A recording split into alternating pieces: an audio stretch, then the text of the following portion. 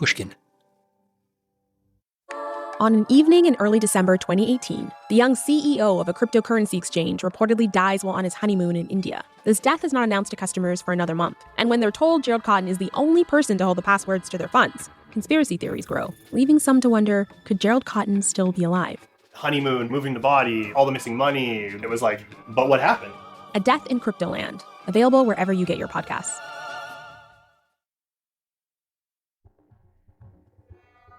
Previously on Deep Cover. In the mid-1980s, the FBI took down a massive drug smuggling ring, which was importing huge loads of marijuana from Colombia into the United States.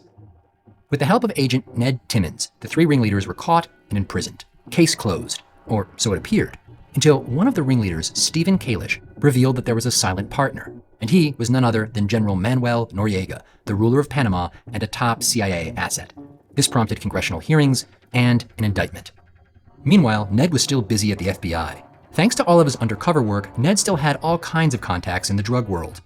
And they were still paying off. In fact, he was getting even deeper into the illegal drug trade. These are the people that would have supplied the drugs to like Lee Rich.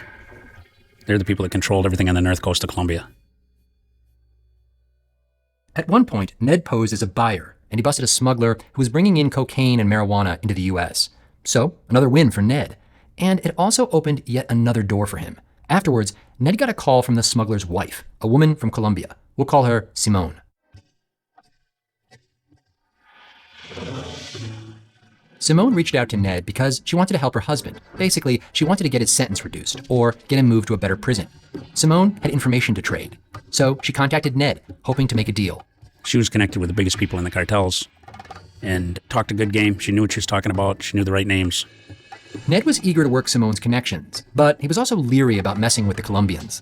They don't think twice of killing you, the Colombians. Anything can happen, you know. You remember, you don't know anybody but yourself.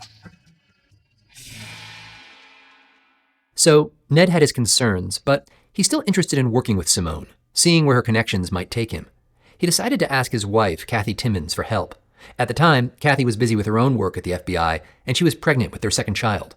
So Ned said, I want you to come down and meet her so that, she has someone that she can call as the backup person to me, blah, blah, blah. Blah, blah, blah, as in, here we go again. I mean, she'd been through this before, like when Ned came home with Toby Anderson, the violent country western singer. And now this. I always was being introduced to his informants or his cooperators as like the backup person. I wasn't listed as the cold case agent or anything like that. I think it just gave Ned a feeling of, and maybe he did it to try and further show the cooperator, that here's someone else that, has got your back. So, despite it all, Kathy agreed to meet Simone, Ned's latest source, at a hotel in Detroit. I went down to the hotel and met her, and, she spoke briefly and said, well, if you need anything, give me a call, that you're going to be working with Ned. But on the way home, Kathy had second thoughts about the whole arrangement. I mean, she was a strikingly beautiful woman. And now she's sitting here with no husband. She's got no other connections besides Ned. It's not a good situation to have your husband involved in. I mean, you can almost predict trouble. I'm Jake Halpern, and this is Deep Cover. Our final episode, 1989.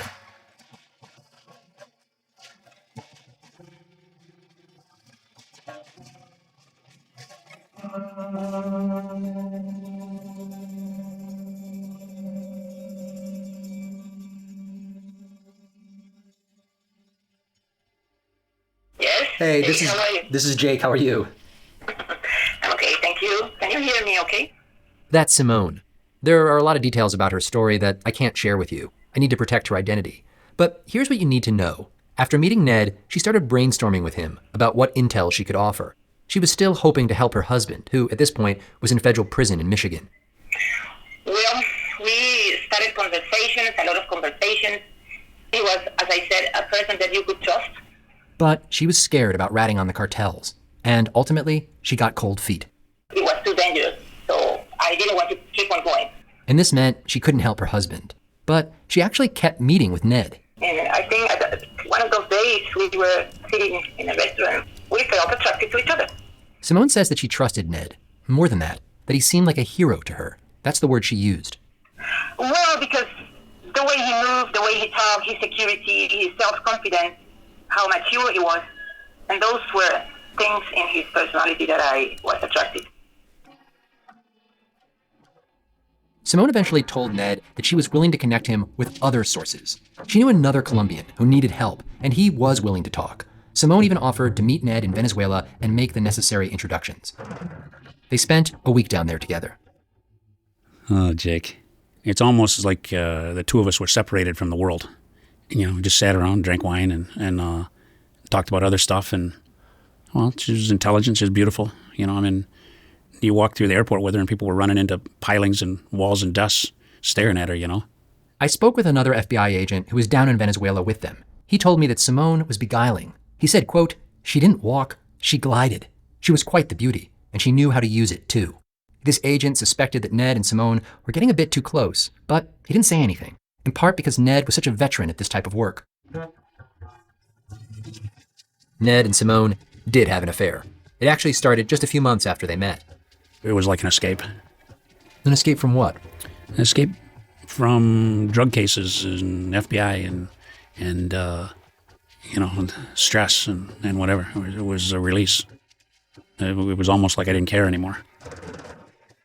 What do you mean you didn't care about what exactly? I was totally burned out with the FBI and the stress of running big cases like this and dealing with other divisions and other agencies. And you know, it's very complicated to work big cases and abide by the rules and all the legal issues and FBI protocol and everything. It was just an escape. I asked Simone if she ever felt pressured or coerced by Ned. She said no, never, that their feelings were mutual and her family adored Ned. And he was really also a gentleman with me. At the same time, he was like strong, he was sweet. You know, when you fall in love, you fall in love, you know. All of that being said, Ned's affair created some serious problems. Obviously, it was not good for his marriage. And professionally, well, Ned was a federal agent. Simone was providing information to the FBI, and Ned was supposed to be assessing the value of her intel. Could she or her connections help the US government or not? Now, Ned couldn't really make that call objectively. There was a conflict of interest and a power imbalance, too. It's not too ethical. It wasn't too honorable, you know. It just happened. After it started, did you have a moment of like, oh shit, what have I done kind of thing? Yeah, I mean, you always had thoughts that it's the wrong thing to do. It's nothing you want to become public or whatever. You know, it was just kind of spiraling out of control. I didn't know where it was going to land.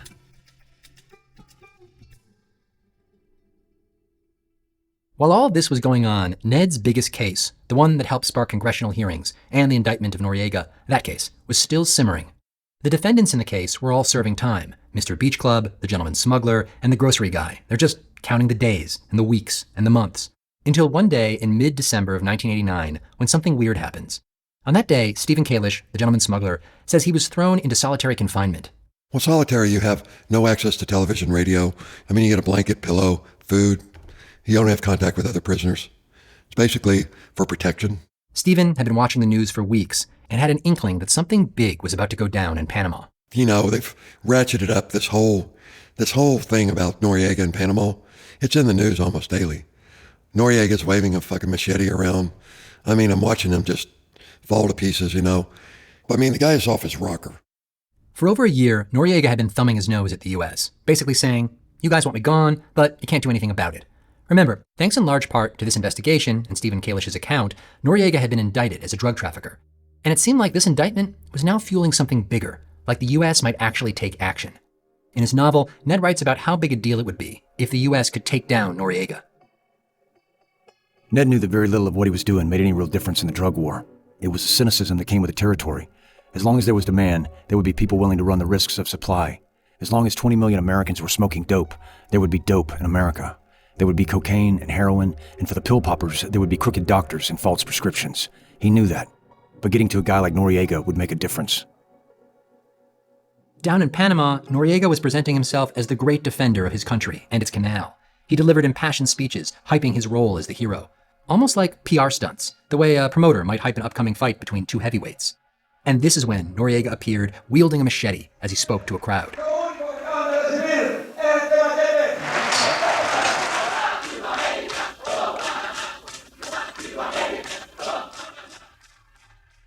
And eventually, all of his taunts, they hit home with President George Bush Sr.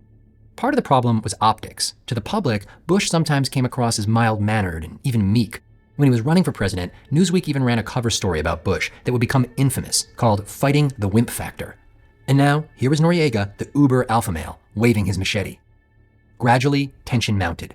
The US issued sanctions against Panama and tried pressuring Noriega to step down. Noriega just dug in his heels. So the stage was set. And then a group of Panamanian soldiers opened fire on 4 off-duty US servicemen. Good evening. Ever since an American military man was killed by Panamanian troops Saturday night, President Bush and Panama's military dictator, General Manuel Noriega, have been circling each other from a distance. Bush addressed the nation and laid out the case for war. Many attempts have been made to resolve this crisis through diplomacy and negotiations. All were rejected by the dictator of Panama, General Manuel Noriega, an indicted drug trafficker. They called the invasion Operation Just Cause. It was a big undertaking, involving nearly 26,000 US troops and 300 aircraft. During the fighting, 23 US servicemen died. Hundreds of Panamanians were killed, maybe more. The exact death toll remains in dispute. Some estimates are in the thousands. It's a little stomach-churning to think about the number of people who died to capture a single man. And for a while, Noriega himself was nowhere to be found, which, back in DC, was rather awkward. I've been frustrated that he's been in power this long. Extraordinarily frustrated. The good news, he's out of power. The bad news, he has not yet been brought to justice. US forces eventually tracked down Noriega hiding in the Vatican embassy. They tried to smoke Noriega out by blasting rock music at deafening volumes. I actually remember watching this all unfold as a kid on TV. The soldiers played songs like We're Not Gonna Take It by Twisted Sister.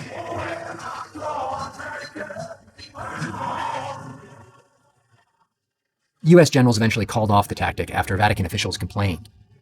Anyway, Noriega eventually turned himself in. And that was it. The last member of the smuggling syndicate was in custody.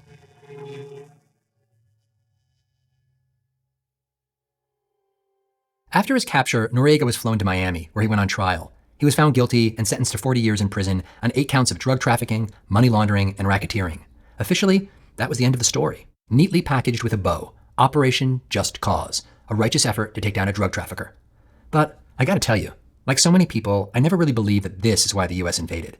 So I talked with John Dinkus, a former NPR journalist who covered Noriega at the time. He also wrote an excellent book on Noriega called Our Man in Panama. I don't buy the theories that are put forward of why the invasion was done, other than a raw exercise of U.S. power. For John, the war wasn't about drug trafficking charges or our desire to restore democracy in Panama. I think it was a power decision by George Bush. The fact that Noriega had defied him personally, you don't fool around with the U.S. government in the way that Noriega was doing it. That's it. The old rules of the playground. A little guy acts out, the big guy puts him in his place. It's a classic gangster move. In the end, seems like what Ned Timmons and Stephen Kalisch helped provide wasn't a motivation for war, wasn't a cause. They just provided a convenient excuse. When we come back, a moment of reckoning for Ned, both for his marriage and his career.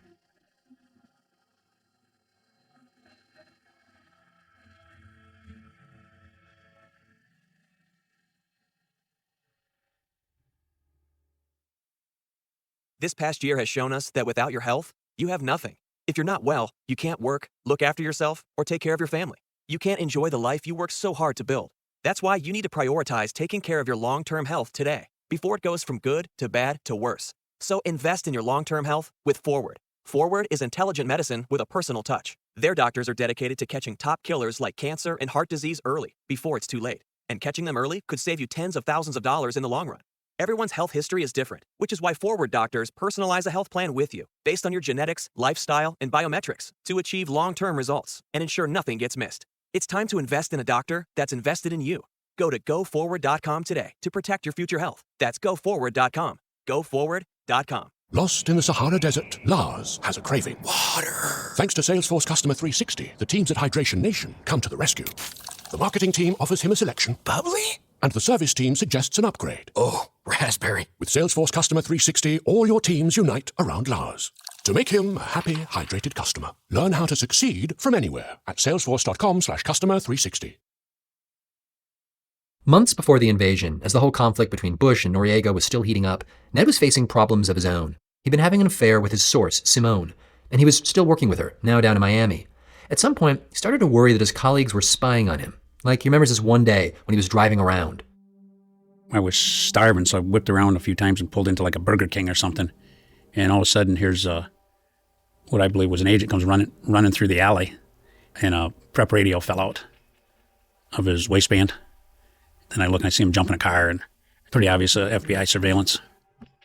Suddenly, the paranoia that Ned felt down in the Caymans kicked back in. There was a supervisor in Miami. I strongly believed that, when I'd come into Miami for the meetings, that he'd have me surveilled. I would meet with Simone, but never, there was never overnight stuff or anything. I'd meet with her, usually had somebody else with me, whatever. I think he kind of felt something was going on. Meanwhile, back in Detroit, Kathy gets a call from Ned's boss. He'd been in touch with the supervisor down in Miami, apparently the guy who'd been watching Ned. And the supervisor in Miami had said that Ned was in trouble and that they were pulling him in, and that Ned was having an inappropriate relationship, a sexual relationship with the female operative, and that Ned 100% denied it, but that they were going to be sending him home. Kathy says she'd actually suspected what Ned had been up to for some time. Kathy was an investigator, and a good one. She'd found hotel matches in Ned's coat one night and pieced together that he'd been visiting a hotel where Simone was staying. You can imagine, it's a typical married fight at that point. It's got nothing really much to do with the FBI or his undercover work, and I couldn't have cared less about his undercover work at that point. I just said, I don't want to talk to you about it. I don't want you near me. Then there was the issue of what would happen to Ned professionally, what the consequences might be for having an affair with Simone. Typically what you would do next in the FBI is you start an investigation to find out what may or may not have also been compromised on that case. I don't believe that they opened one up on him because he basically came home and said that he was going to resign. Ned says there was no investigation. He says he came back from Miami and resigned on his own accord. At the office in Detroit, no one knew why Ned suddenly disappeared. Even his partner, Linus Denilevicius, was mystified. I think everybody was kind of scratching their heads. It was kind of a shocker saying, gee, what happened? And the question was, literally, thinking back at it, nobody really knew, was he terminated or did he leave on his own? No, there was no real explanation as to why he was there one day and the next day he's not. Officially, the FBI said it wouldn't talk to me about Ned, but I did speak with one of Ned's former supervisors from the early 80s. He wasn't there when Ned resigned, but the way that it all played out for Ned, it didn't really surprise him. The supervisor told me that back then, in certain situations, agents did sometimes just resign to avoid a big, messy investigation. He also told me that 6 years was a very long time to do undercover work. At one point, I asked Ned, why didn't you just walk away before things got out of control, like back when your first son was born? I don't know if you want to call it an addiction, an adrenaline addiction, or whatever it was. That's all I lived for was, I love my kids. I talk to them every day yet. They're on separate sides of the U.S., but I can't spend a lot of time with them. But, we talk every day. I don't know what would have happened. Maybe if I could have pulled the throttle back, things would have been a lot different, but it didn't happen, so. Kathy says she respects what Ned accomplished as an agent, but it's all overshadowed by the cost that it exacted on both of them personally. And she still wonders how and if it might have all played out differently, if somehow Ned had been able to walk away from the undercover work. If he had just been working cases, you don't have those opportunities. You can't go sit at a bar all day if you're working cases. You can't go off on these. You can't create a whole new persona of yourself. You are who you are. You're just an FBI agent. You're not God. You're not some movie star, having dinners with fancy people in fancy places. And, you're just an average person. If you remove the undercover work from the equation, might our marriage have failed over time because of alcohol and fooling around with stuff? Maybe, but we will never know. In any case, after he stepped down, Ned's colleagues at the FBI did throw him a little goodbye party. It was at this restaurant in Oakland County. Some people from the other law enforcement agencies from our old police department came. So it wasn't hugely attended, but, there were enough people there. And, they gave him a plaque and wished him well. And, we all had lunch. And, he gave a little talk about how he'll miss the FBI and, but this is what he wants to do now. And he worked so hard. And that's all he ever wanted to be, was an FBI agent. And he just threw it all away. Literally threw it all away. Looking back, Ned says that the undercover work, it kind of slowly wore him down, and that's why he resigned. I just had it. I just was out of gas. I wanted to do something different. I was just exhausted with the FBI. And I'm sure he was. But the way he talks about it, it's clear to me that these were his glory days. And honestly, I think part of Ned is still stuck in 1989. He talks about everything that happened like it was yesterday, boasting about the role that he played in history. And there is a certain logic to his conviction. Ned flipped Toby, which led him to Shine, which, perhaps more than anything else, led to the downfall of Lee Rich, and in a way, Stephen Kalisch, too. Without them, there's no star witness to testify against Noriega. And without that, well, there's much less of a pretext for invading Panama. A bit of a stretch? Maybe. But it's not crazy.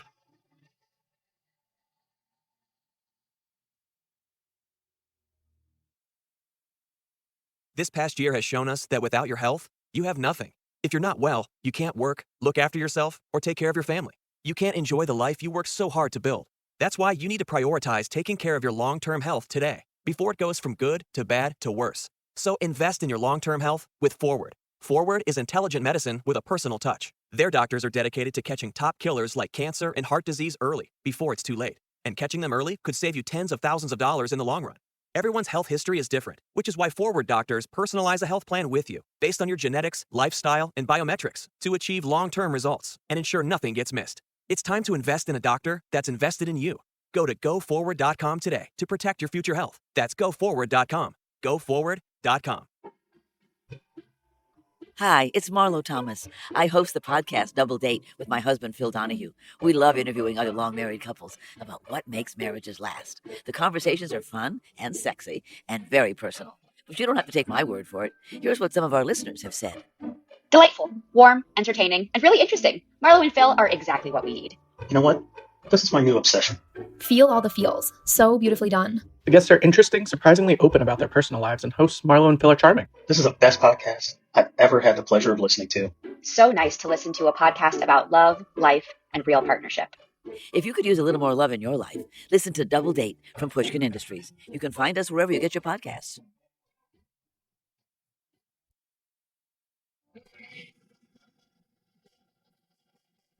When I was done reporting this story, I went back and reread Ned's novel. What struck me most was how and where it ended. The image that we're left with is of Ned at the very top of his game. Ned was back to the less glamorous, if more direct work of hitting the dealers where they lived. He'd gotten so used to undercover work, he would literally walk from a courthouse where he'd been testifying and make a buy in his suit and tie. He didn't give a fuck anymore, and it only made him even better at the work. In the novel, Ned doesn't resign from the FBI. He just goes right back to work, chasing bad guys. And in the very last scene of the book, Ned is down in Louisiana. He's just finished visiting Lee Rich in jail, and he's at some hotel sitting at the bar. The lighting is very dim and mysterious, and he meets this woman who's clearly Simone. It's their first encounter. He's just having a drink, and she walks in. Using the mirror behind the bottles of booze on display on the top shelf, he watched the figure of a woman move through the dim light. He turned as she got close enough and found himself looking into the face of one of the most beautiful women he had ever seen. She put a newspaper in front of Ned. It was an article he had read, an article about the case and ultimately about him. "Are you this agent?" Ned turned to face her fully. The fuzzy edges of perception given to him by the whiskey started to straighten themselves as he scanned the room to be sure she was alone. Colombians were known to use women as assassins, or maybe she was just marking him for another. But apart from a few of the drunks in the room giving her the once-over, no one was paying any attention to him. Who's asking? The woman goes on to tell Ned she knows someone down in Colombia who's in deep trouble. Ned took her by the elbow and guided her to a seat next to him. "What is it you need?" he asked. She looked back at him, with tears glossing the surface of her eyes. "We need your help."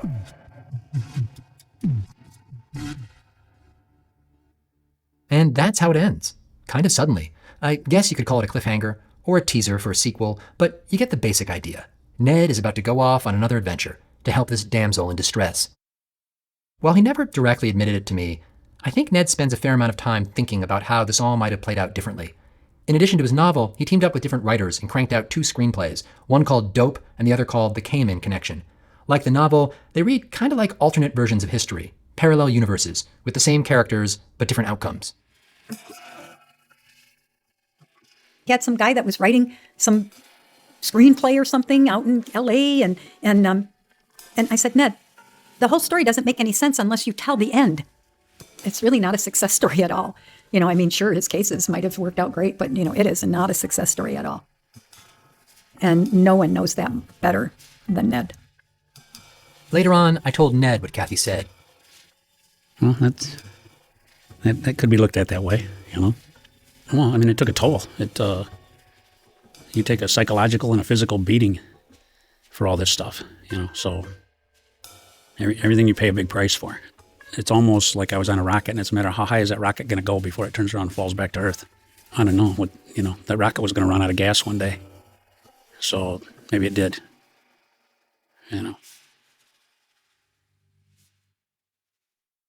It's been about 35 years since Ned Timmons made his big bust, sending a whole host of criminals away to prison. Mike Vogel, the distributor, the grocery guy, he stayed in the Detroit area, in that quaint little town right out of a Norman Rockwell painting, kind of the last place you might expect to find a former crime boss. Mike also served 10 years in prison. His old life on the outside gradually fell apart. When you get out, or actually when you go in, there's a realization you don't control a fucking thing. You don't control anything in your life, except maybe when you breathe and when you don't breathe. And I was aware that gone that long, no marriage could survive it. None whatsoever. By the time he got out, Mike's ex-wife had remarried, and when Mike went to pick up some of his old furniture from her house, he saw that his kids had posted some of their artwork in the kitchen, on the fridge. When he took a closer look, Mike saw that his kids had changed their last names. They'd taken on the stepdad's last name. Mike confronted his ex-wife. I said, what the fuck are you doing? This is... well, it's the way it was. You can't hold blame for people that believe they're doing the best for other people. Mike told me that he later reconnected with his kids, that he developed a relationship with them. But it took time. Sadly, just before this podcast was released, Mike passed away at the age of 69. As for Stephen Kalisch, he told me that he had to come to terms with the past. Over the years, a lot of stories have surfaced about Noriega and how brutal he was, that he'd had a rival executed. Stephen claims that this wasn't the Noriega that he knew back in the early 80s. Still, it was a moment of reckoning for him. I was ashamed. It's probably the best description. Ashamed that I had done so much and tied myself so closely to a man that was capable of such atrocities. After getting out of prison, Stephen started a telecom business that made gift cards. The ones you swipe. He says that his business did very well, and he ended up moving into that big mansion out in Hawaii where I visited him. Together, he and his wife, Phoebe, run a horse ranch that offers equine therapy. Peace of mind through horses. The reality is in the years that I've been here with Phoebe, I've learned a great deal about myself and a great deal about many things I was not aware of. And, quite frankly, I never expected to be in a place where I'm at peace, where I feel safe, truly safe. As for Noriega, he served 17 years in federal prison in the United States. He was eventually extradited to France, where he spent about a year incarcerated on money laundering charges. Then he was extradited again, this time to Panama, where he spent roughly another 5 years in prison. He died at the age of 83.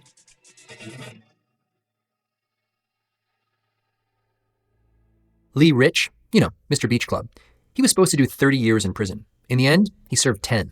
His sentence was reduced after he cooperated with the congressional hearings. When I caught up with him in Florida, he broke out a photo album that included pictures of him in jail. Lee showed it to me the way you might crack open an old high school yearbook.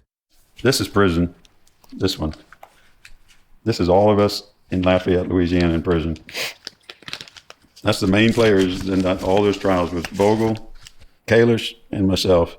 At one point, he actually came very close to trying to break out of prison. Each week, if you can believe it, Lee left prison to get dental work done. He was escorted by a transportation officer named Gene. The minute I got in the van, she'd give me the key, I'd undo my handcuffs in the back. And always brought me food. And then I got to know Gene, all right? And we would have our little thing on the side, going to the dentist. I actually spoke to Jean. She told me that little thing on the side, it was just friendship. Anyway, that's when Lee hatched his plan. He had a pilot who was going to land a plane not far from the dentist's office, just swoop down and pick him up. But first, he'd have to get away from Jean. Steal her car, basically. Just tell her, you got to get out of the car now. And take the key from the van and just leave her standing in the parking lot. So the big day comes. He's sitting in the car with Gene. He's about to make his big move when he realizes there's no gas in the car. It's almost empty. Okay, I would have got down the road maybe 3 miles. On the side of the road, no gas. Out of gas, no money. I would have been busted. Escape.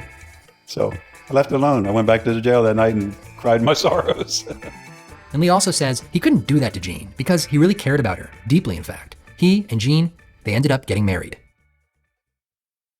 Kathy Timmons, she and Ned got divorced. Kathy raised her kids, 2 sons, almost entirely on her own. And she went on to have a really distinguished career in the FBI.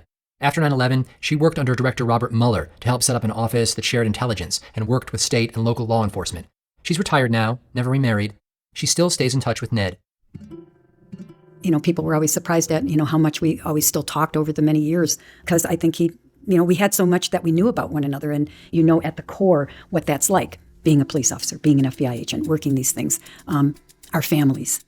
Back in 2008, Ned and Kathy actually worked a case together. Ned had been hired as a private eye to solve a particularly vexing murder down in Georgia. Ned knew he'd need help from a really good investigator, so he asked Kathy to help him review the case. And briefly, once again, they were a team. He's still never been able to actually leave that undercover role. He's never really replaced the people that he knew, the people that he was close to. It's like he never moved on. He never moved on from it. It stayed with him, and it's like he's still trying to find the end of it. It is. It's like he's still trying to find the end of the story. Ned Timmons still lives in the Detroit area. He's a successful private eye, runs a company called Legal and Security Strategies. He's handled security for local media outlets, and right now he's trying to chase down the guys in China who are counterfeiting American tobacco products. He also specializes in jet ski fatalities, investigating how and why people died while zipping around on their jet skis. After leaving the FBI, Ned and Simone were together for about 2 years. Ultimately, it didn't work out. They still stay in touch. In fact, Ned says that he periodically sends her a few $100s to help with the bills. Over the years, Ned, he's also stayed in touch with Lee Rich. In the late 1990s, Ned built a house down in the Caymans. 2 of them, actually. Got a big boat, and he started hanging out with Lee again. At that point, Lee was out of prison, and the Caymans were still his home, even though he was no longer the island's Robin Hood. Lee Rich and I were friends undercover, and we were friends when he got arrested, and we still talk once a week because our personalities congealed, or whatever you want to call it. I love that he used the word congealed. The 2 of them remain close friends to this day. Recently, Ned planned a trip down to the Caymans. Lee was supposed to come too, but he had some health issues and he couldn't make it. Ned went anyway, and I tagged along. Down in the Caymans, Ned, he seemed to be so in his element. Sure, he was now in his 70s and walking with a limp, but he seemed to love reprising his role as a man of mystery. At the time, he was working on a bounty hunting deal to locate a highly sought-after U.S. fugitive. He had a driver taking him around, big guy, almost looked like a bodyguard. At one point, we headed over to the house of Lee's old butler, Bertley. You may remember him. This is the guy who took Ned fishing for conch back when Ned was undercover. And at the time, Ned thought Bertley was actually going to kill him. Later on, when Ned lived in the Caymans, they actually became friends. Bertley passed away a few years back, and now Ned was visiting his widow. Hey, who's there? You remember me? Ned. Yes, good long to see time you. no see. Okay. They sat down and reminisced about old times, back when Bertley was still alive. Ned seemed genuinely happy, caught up in all the memories. And as we were getting ready to leave, Ned, very discreetly, took out his wallet and slipped the widow some money to help out, make sure that she was all right. Okay, That's we good. gotta run. No problem. Thank you for see you coming. I again. appreciate it. Okay, Julia. All right, thank you. Bye-bye. Okay, Harry. Then he shuffled back to the van. All right. And for a moment, I had this strange sensation that I was watching a play. And in it, the role of the island's Robin Hood was being played not by Lee Rich, who was out sick, but by his understudy. A man who knew the role, had memorized it, in fact, and played it well.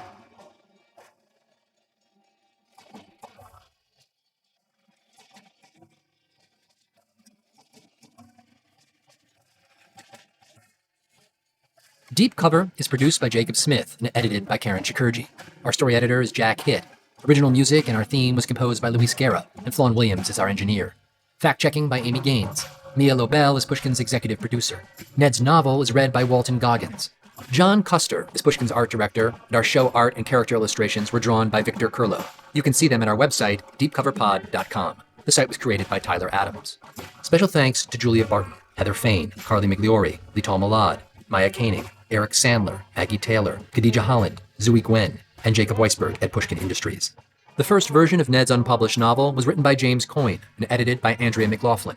Lee Rich has just published a memoir. It's called In Too Deep. It has the full story of his life. Stephen Kalisch also has a memoir on the way, The Last Gentleman Smuggler, so please check them both out. Additional thanks to Sophia Kiafoulis, Twyla Gore, Scott Vieira, Nathan Saunders, Elizabeth Ostman, and James Baxter.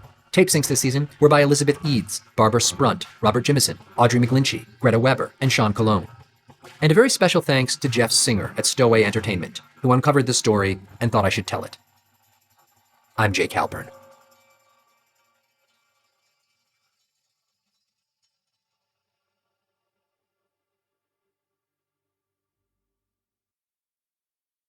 Lost in the Sahara Desert, Lars has a craving. Water! Thanks to Salesforce Customer 360, the teams at Hydration Nation come to the rescue.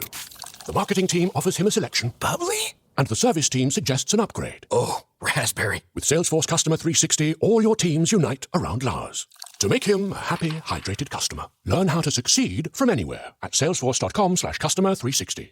Here at Dateline, we hear a lot of strange stories. Of course we do. This one? Well, this story is about the end of the world and zombies and 2 missing children.